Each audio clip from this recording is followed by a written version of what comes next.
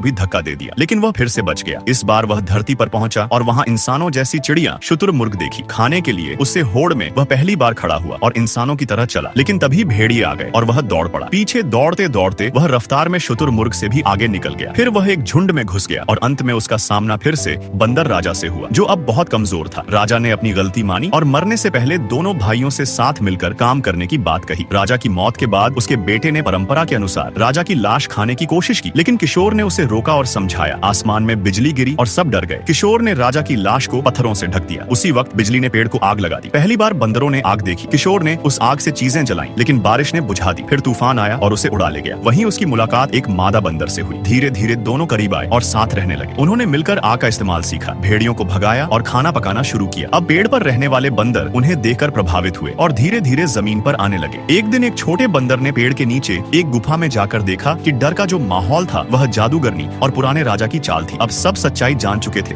बंदर अब किशोर के साथ आ गए, जिसे अब सब राजा मानने लगे। समय बीता। किशोर और मादा बंदर का बच्चा होने वाला था। उनका समूह अब औजार, आग और घर बनाना सीख चुका था, लेकिन जादूगरनी ने फिर हमला किया और सब कुछ जला दिया। गुस्से में सब पुराने राजा के पास गए। राजा ने लड़ाई की, लेकिन अब वह कमजोर पड़ चुका था। पेड़ में आग लग गई। किशोर ने उसकी पत्नी को बचाया, लेकिन खुद दब गया। पुराने राजा ने उसे बचाया और अंत में दोनों भाइयों ने एक दूसरे को गले लगाया। फिर सब ने मिलकर नई जगह की ओर यात्रा शुरू की। आगे एक बेहतर दुनिया